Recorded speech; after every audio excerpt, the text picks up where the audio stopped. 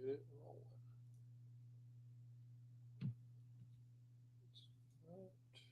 Here we go. You're on mute, by the way, Jackson. All right. Mean 7302, 12-man full PPR, currently sitting in first, running back room, still lacking in last on waivers. All right.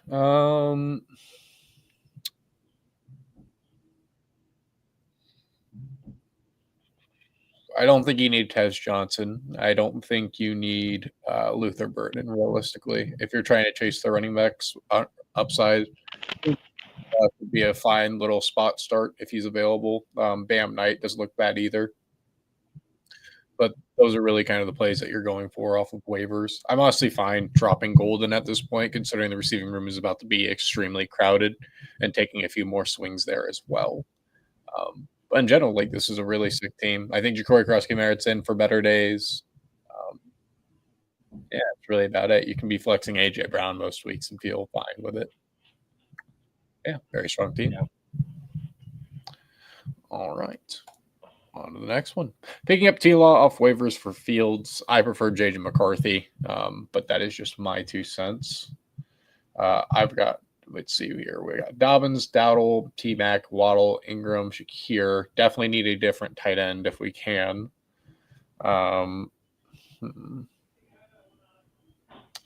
Bunch of swings on receivers, which is fine. I'd go get Kareem Hunt off of waivers as well because I'm rather confident that he's going to be on waivers because people don't like him. Let's see here. But yeah, we need a different tight end other than Evan Ingram. That's just not going to be consistent enough for us. Trying to think of who would be ideal off of waivers that's widely available. Maybe Gunnar Helm in the case that Chig Okonkwo gets moved.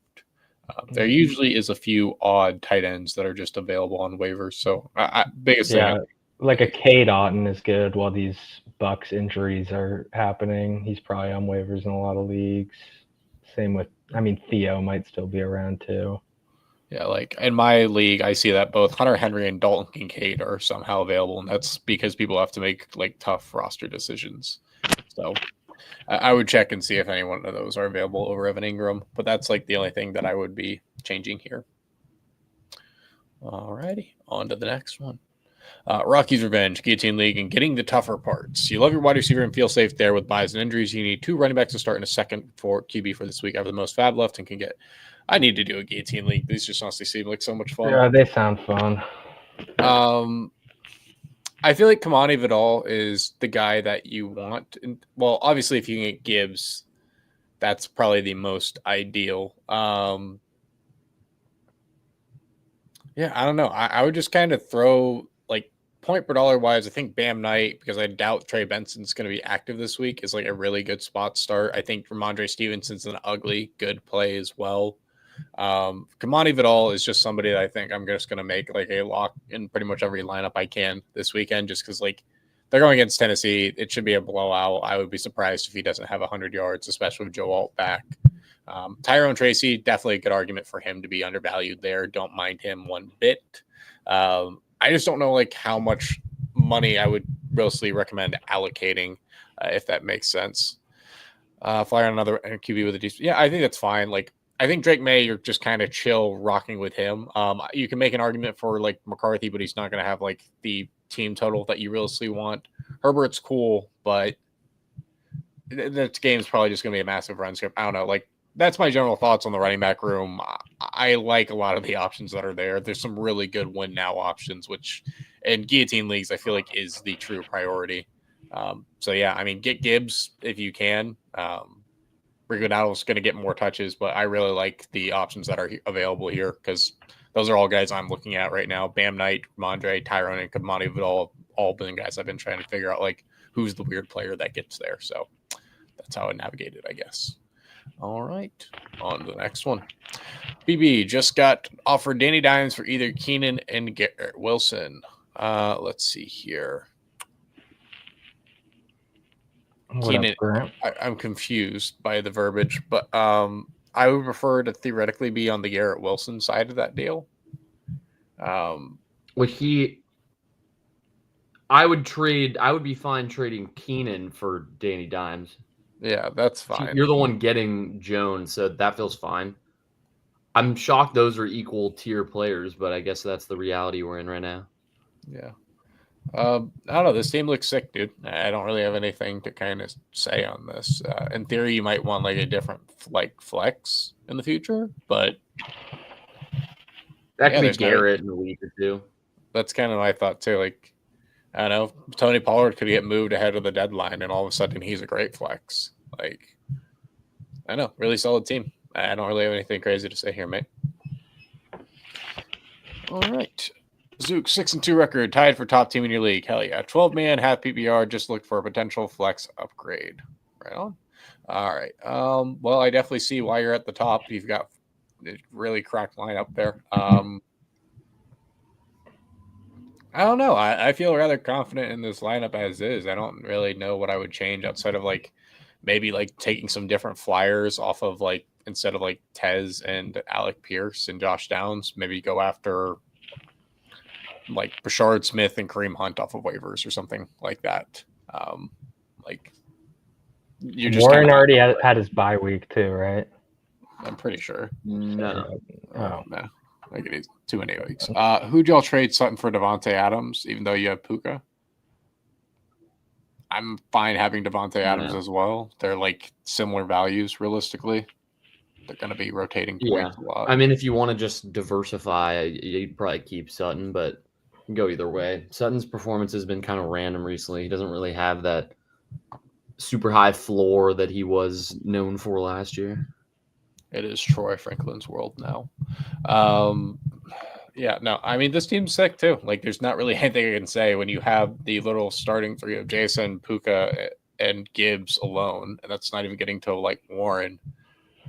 You're probably not going to lose a lot of weeks. Schultz is 100% droppable. He was just an interesting spot start because of the lack of receiving options, and ended up being just terrible chalk. All right. Dierte. All right. Here we are again. 10-man full PPR, 6-2, and coming off a nasty loss. Only scored 51 points. That's painful. With Bijan, Judkins, Quentin Johnston, Mooney, and Jay Ferg having duds. That sucks.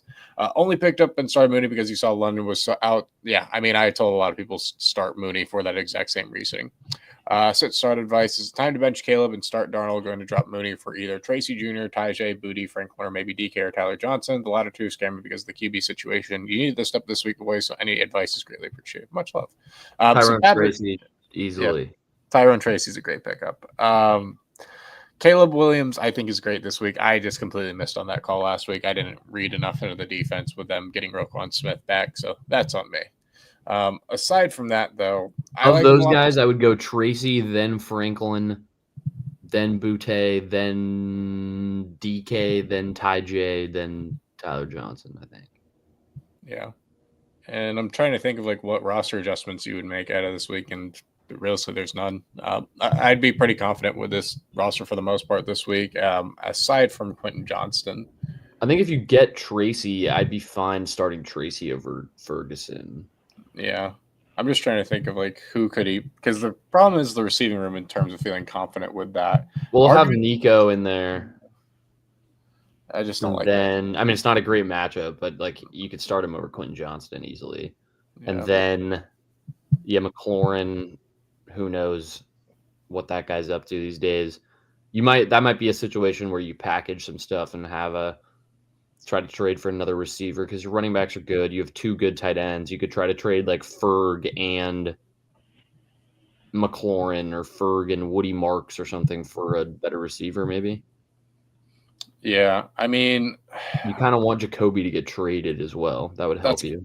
I would like that as well. I wish Jacoby would play this week because I actually think this is a pretty good spot for him. I think that line is very interesting.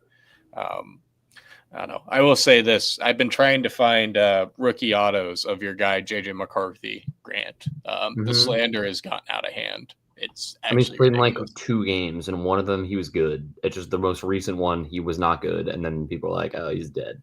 Well, I just don't understand it. The guy quite literally was stayed up all night for the birth of his child. I don't expect anyone to play well. Very draining event in itself. But I digress. Moving forward. Ajar, 12-man PPR, 3-5, going on a 4-game losing streak. Painful. The end is near. You haven't slept the past 2 weeks. The thought of the punishment wheel is becoming more clear in your dreams. Everyone sucks on your team and you don't know what to do. You need help now more than ever. All right. So let's see here. I mean, if you started RJ this past week, I feel like that was pretty good. And I imagine you did based off of the pieces on this roster. I mean, I don't know. The roster looks pretty good set up for this week, aside from like the fact we don't really know what's going on with Ricky Pearsall. I think you can drop Luther Burden. Like, he's not going to provide any value, at least in the near term. Justin Fields, like, if you want to chase for something else in the flex too, I don't mind that. But your receiving core is strong. Tyler Warren's going to probably have a good game this week. Jalen Warren's probably going to have another good game. RJ, I'm a bit skeptic on for this week. Yeah, I don't know. Kareem Hunt's probably fine. I like Jaden Daniels with Corey Krosky Merritt. I have faith in you. I think you'll be fine. Do you have any trade recommendations or what else you guys would go about for this roster? I mean, maybe you sell high on the Harvey hype a little bit. I feel like some people are going to think he's going to be like dominating that backfield now, but I don't think that's ever going to be the case.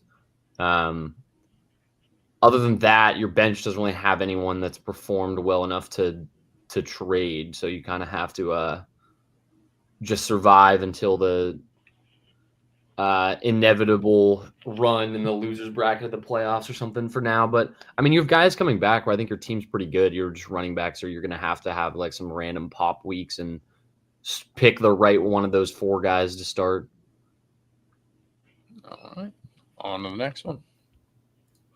Goop Dog. All right. No notes. Just an interesting roster. I'm assuming this must be a 14-man league or something to have a receiving room like that. Mm-hmm.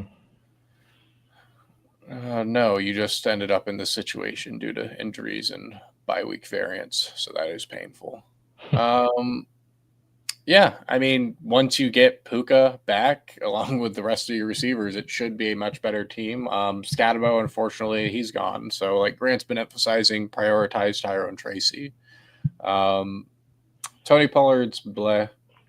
Jalen Noel, I think he's talented. Just wouldn't want to start him on a week-to-week basis. Same thing. Well, not the same thing with Jahan Dotson. I don't really think he's talented.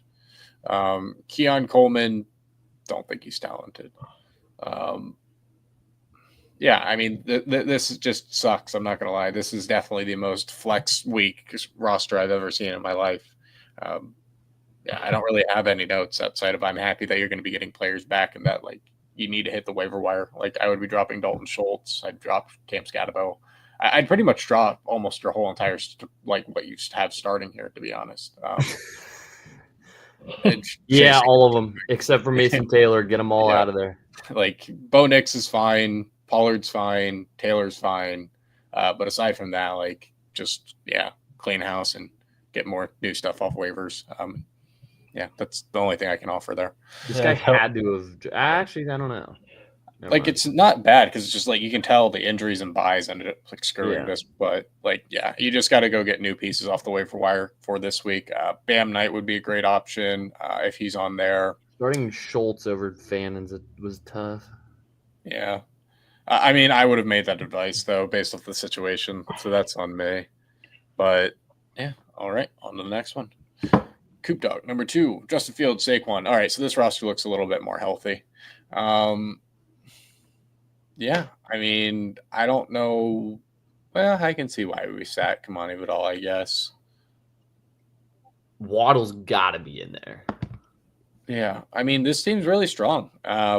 In theory, you need a more competent, like, tight end, and I would be going and getting J.J. McCarthy off of waivers over Justin Fields, but that's just me. Actually, over Aaron Rodgers. What am I even saying? You should never have to start Aaron Rodgers. That sounds like a punishment. At least in this day and age, not in the past. Yeah, I don't know. It's a solid squad, man. I don't really have any, like, real notes aside from, like, Ronnie and Vidal and Waddle should be starting in a row. Like, you got a great team here. The other one I feel bad for, though. All right. Sunny T, any moves you guys think you should make, like a 2-for-1 trade, upgrade a position, possible Chase Brown and a wide receiver for Jalen Warren, going to pick up Tracy, but who should you drop?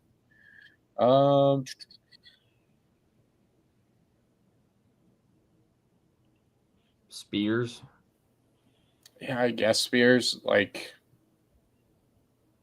this is a really stacked team.